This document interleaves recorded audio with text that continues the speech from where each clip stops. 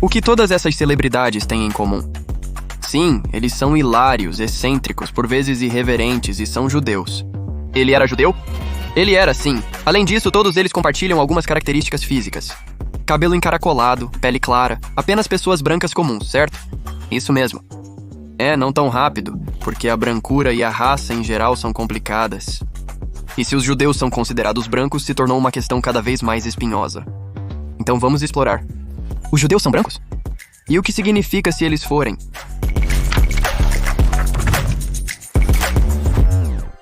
Vou te revelar um segredinho. Judeus são diversos em aparência. Da Índia e Marrocos ao Brasil e Filipinas, comunidades judaicas existem literalmente em todo o mundo. Entendi que você pode estar pensando assim. Os judeus não são exclusivamente brancos. E os judeus Ashkenazi, cujos ancestrais viviam na Europa Oriental e Central? Muitos desses judeus parecem brancos. E impressionantes 95% dos judeus americanos são Ashkenazi e se identificam como brancos em pesquisas. Mas vamos dar um passo atrás. O que significa ser branco? Isso é fácil, eu poderia dizer. Branco apenas significa tons de pele claros. Simples assim, ou não. Para quem conhece a história, sabe que não é tão simples assim. Raça vai além da cor da pele. Raça é uma construção social, o significado inventado pelas pessoas para promover uma visão de mundo onde a brancura é o padrão e todos os demais são considerados os outros. É difícil precisar a origem exata do conceito de brancura. Como disse a historiadora Nell Irving Painter, a identidade branca não surgiu simplesmente completa e inalterada. Parece ter tido raízes iniciais em um senso de identidade europeia com pureza e virtude. Mas os historiadores traçam sua estreia principal no século XVII, quando os europeus começaram a disseminar seus ideais globalmente via imperialismo e colonização. Quando os colonizadores europeus encontraram pessoas de pele mais escura, decidiram colocá-las em uma hierarquia. Então eles começaram a implementar categorias raciais. Essas categorias não apenas classificavam as pessoas de forma organizada, elas justificavam a escravização e exploração de povos indígenas globalmente. Branquitude é um termo confuso cuja definição muda de lugar para lugar. Segue sua própria lógica sem sentido. Na verdade, é essa lógica sem sentido e definição nebulosa que a fez tão poderosa. Cada grupo de governantes pode ajustar as regras da brancura conforme seus interesses. Na América, era a regra da gota única. Se alguém tivesse qualquer ancestralidade africana, mesmo que mínima, não era considerado branco. Na Alemanha nazista, Hitler designou japoneses e chineses como arianos honorários, certificando-os como parte da raça ariana branca. A definição de branco variou entre o domínio britânico da Índia, o sul dos Estados Unidos da América durante as leis Jim Crow e a Alemanha nazista. Mas o que todos eles tinham em comum? O grupo dominante era chamado de branco, e os demais eram, por acaso do nascimento, inferiores. Em resumo, brancura é sinônimo de supremacia branca. Considerando a longa história de perseguição aos judeus, desde as cruzadas passando pela Inquisição até o Holocausto, é evidente que a sociedade europeia os via como um grupo separado e inferior. E se a brancura estava historicamente ligada a ser cristão, bem, então os judeus definitivamente não eram brancos. Então, quando a sociedade ocidental passou a considerar os judeus como brancos? E quando muitos judeus de aparência branca começaram a se ver como brancos? Na América, no início de 1790, os judeus foram legalmente incluídos na definição de pessoas brancas livres elegíveis à cidadania. Judeus sefarditas já habitavam a América por mais de um século, junto a um pequeno número de judeus afro-americanos, sem o benefício da ambiguidade racial. Porém, no fim do século XIX, milhares de imigrantes judeus chegavam da Europa Oriental. E eles eram diferentes da maioria da sociedade americana branca. Eles falavam sua própria língua, comiam alimentos diferentes e celebravam feriados diferentes. Embora a América tenha sido fundada por imigrantes, apenas certos tipos eram bem-vindos. Isto é, imigrantes cristãos anglo-saxões de pele clara. Imigrantes judeus Ashkenazi? Não muito.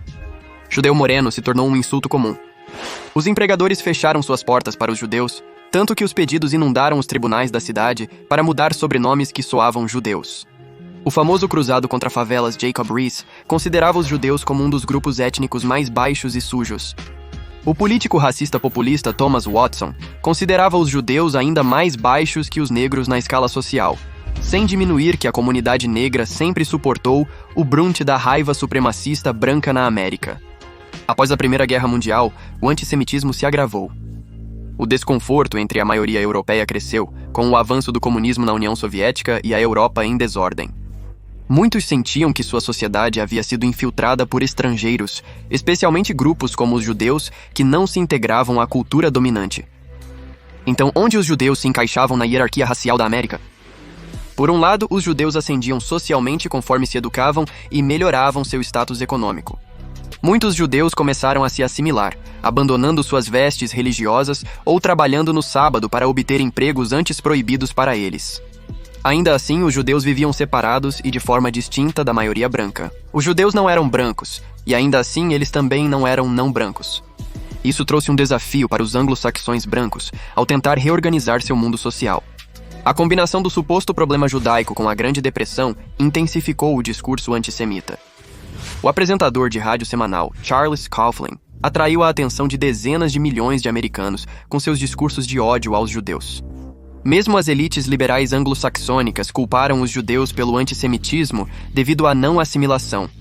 Como resposta, muitos judeus de aparência branca tentaram provar ainda mais seu pertencimento à sociedade branca, afirmando sua brancura relativa em comparação aos negros americanos. Por exemplo, alguns clubes sociais judaicos começaram a se apresentar com rostos pintados de preto. Apenas brancos poderiam pintar o rosto de preto. Então, se judeus de aparência branca pintassem o rosto de preto, isso também os tornaria brancos, certo? Concordo, é nojento e irônico se fantasiar de preto para tentar provar que é branco. Nos anos 1930, vários judeus ainda buscavam ser aceitos na sociedade dos Estados Unidos da América. Alguns bairros e clubes ainda baniam judeus. Várias escolas da Ivy League mantinham cotas para judeus a fim de preservar seu status como faculdades de homens brancos.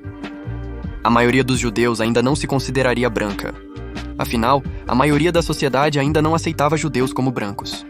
Como os judeus tinham participação limitada na sociedade branca, geralmente só podiam comprar casas e abrir lojas em bairros não brancos. Para muitos afro-americanos, os judeus Ashkenazi eram o grupo étnico não negro mais próximo deles. Isso permitiu o desenvolvimento de relações positivas. Infelizmente, essa proximidade também se manifestou em tensões étnicas e exploração de pessoas negras. Os americanos brancos podem não ter visto os judeus como iguais, e ainda assim, alguns americanos negros estavam vivenciando judeus de aparência branca como parte da prejudicial estrutura de poder branca. Depois da Segunda Guerra Mundial, as coisas mudaram. Muitos judeus, tendo servido nas Forças Armadas Americanas, podiam aproveitar os benefícios do GI Bill, que foram negados aos veteranos negros. Judeus de aparência branca gradualmente deixaram o trabalho nas favelas e passaram a ocupar cargos de colarinho branco como gerentes e profissionais. Com mais assimilação e aumento do status econômico, houve maior aceitação. Até recentemente, o americano médio não considerava um judeu de aparência branca como branco, e nem o próprio judeu se via assim. Mesmo hoje, muitos judeus de aparência branca se sentem desconfortáveis ao serem categorizados como brancos. Afinal, a história da brancura está inextricavelmente ligada à história da perseguição e opressão de minorias, incluindo os judeus. Atiradores em massa na Noruega, Nova Zelândia e Estados Unidos da América, assim como a insurreição de 6 de janeiro em Distrito de Colômbia, invocaram a brancura e a manutenção do poder branco como motivos para suas ações. O atirador da Árvore da Vida em Pittsburgh justificou suas ações pela não-brancura dos judeus, e os supremacistas brancos de Charlottesville viam os judeus como não-brancos e destruidores da cultura branca. Os judeus não vão nos substituir. Apesar da história frequentemente retratar os judeus como vítimas e estrangeiros, em apenas 2 gerações, muitos se assimilaram e ascenderam de forma significativa na sociedade americana.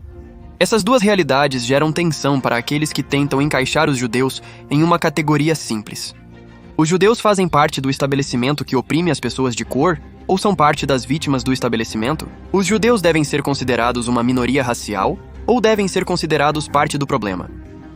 A complexa interseção de história e identidade pode ser realmente reduzida a 2 lados claros? É uma posição estranha para se estar, certo? Não branco o suficiente em alguns aspectos, mas muito branco em outros. Na verdade, essa brancura condicional é, por si só, uma forma de antissemitismo. Primeiramente, rotular todos os judeus como brancos apaga as experiências e identidades dos judeus de cor, como eu, que não podem se assimilar à América branca. Manchar os judeus como parte do estabelecimento de opressores também ignora o real e assustador antissemitismo que ainda ameaça os judeus hoje. Dados recentes do Federal Bureau of Investigation revelaram que, per capita, os judeus são o principal alvo de crimes de ódio nos Estados Unidos. O aumento de ataques violentos contra judeus ortodoxos em Nova York corrobora essa estatística. Claro, é possível tirar uma kippá enquanto a cor da pele não é. Mas a Olimpíada da Opressão é um jogo nocivo. Sugerir que os judeus podem simplesmente se livrar de seus marcadores religiosos e étnicos para evitar perseguição é outra forma de culpar a vítima. Sugerir que judeus podem remover sua judaicidade desconsidera a história de perseguição aos judeus como raça na Alemanha nazista, onde era quase impossível se passar como parte da população ariana dominante. Ainda hoje, supremacistas brancos buscam marcadores físicos como cabelos escuros e encaracolados ou narizes aquilinos para identificar racialmente judeus ashkenazi americanos. Rótulos podem ser úteis. Eles podem dar às pessoas uma comunidade, uma maneira de se categorizarem e um contexto para ajudá-las a entender suas experiências. Eles também podem servir como um espelho para as pessoas verem seus próprios defeitos e privilégios e se esforçarem para mudar. Mas também temos que conhecer os limites das etiquetas. Raça e identidade judaica são complexas e não podem ser resumidas a simples rótulos. Não é preto ou branco.